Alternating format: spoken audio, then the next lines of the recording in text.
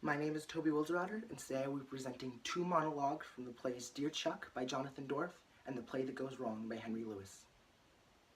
Thank you.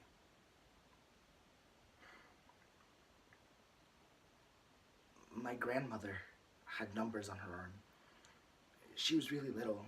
She used to wear this hat every Saturday that was so big that she just seemed to disappear in it, which then made the numbers look like they took up half her arm. They didn't. That part was in my head, and she didn't like to talk about them much. She only told me the story once. It was 5 minutes long, and that was just because it was raining and I was staring.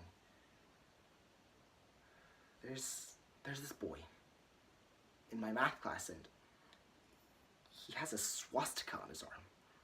But he loves numbers and the ways he can manipulate them, especially subtraction. He used to have this long, wavy blonde hair that flew down almost to his shoulders. And then one day he came in and he had subtracted it. He used to wear all these crazy colors, like he thought he was, I don't know, Bob Marley or something. And then one day he subtracted those two. He used to walk me home each and every day after school. And each and every day my mother would give him sandwiches because she knew that his parents wouldn't be home until late at night.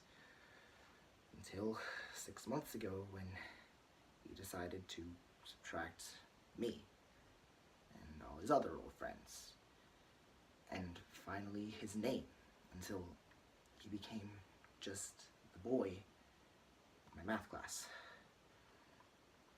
He doesn't just subtract though. The boy in my math class adds new friends that keep their swastikas hidden under long undershirts, and new words that he finds on the internet, like racial purity and white power and the Zionist conspiracy. He adds a rumor spreading around the school that when my mother gave him those sandwiches every day, they were filled with dog food because she was trying to poison him.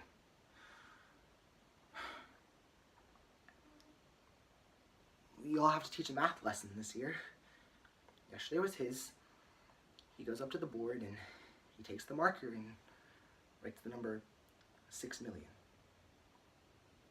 He steps over and subtracts 6 million from it.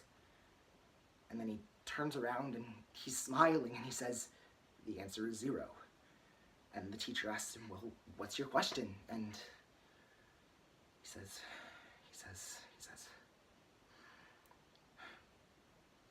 6 million is the number of Jews they say died in Europe between the years 1939 and 1945.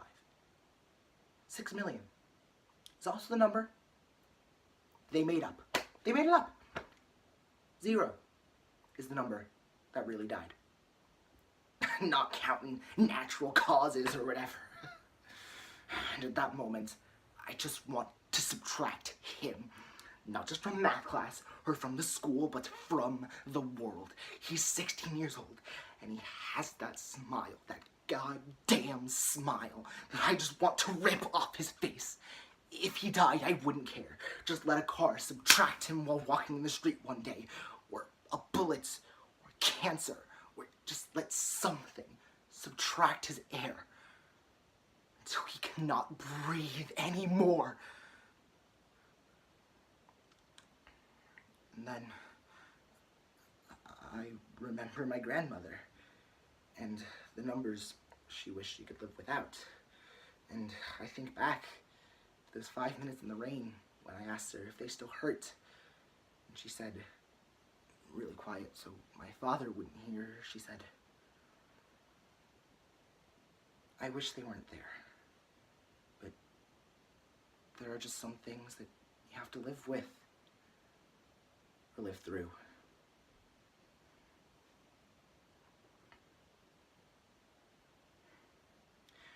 Good evening, ladies and gentlemen, and welcome to the Cornley Polytechnic Society spring production of The Murder at Haversham Manor.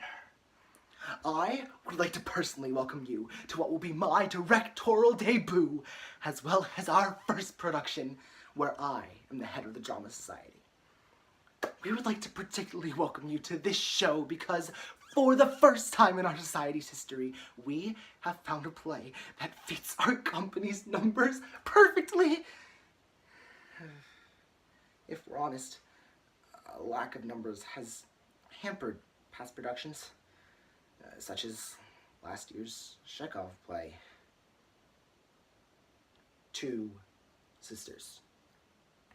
And of course, before that, last Christmas's presentation of The Lion and the Wardrobe, and finally, our summer musical, Cat. Anyways, we are thrilled to present this play to you because we have never been able to produce a play of this scale.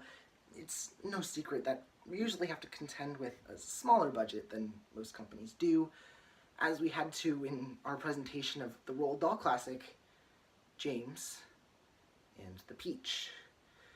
But, of course, as most of you know, during that particular run, the Peach went off, and we were forced to present a hastily revised edition entitled, James, Where's Your Peach? Anyways, we have worked tirelessly on this show and cast it exceptionally well, if I do say so myself. We have faced some issues with casting before, such as we had to in 2010's production of the Disney classic Snow White and the Seven Tall, Broad Gentlemen. And, of course, before that, another Disney classic, Ugly and the Beast. But, this will be our greatest show yet, and we are so excited to open the curtain for you. So, without further ado, ladies and gentlemen, please put your hands together for the Cornley Polytechnic Society spring production of The Murder at Haversham Manor. Thank you.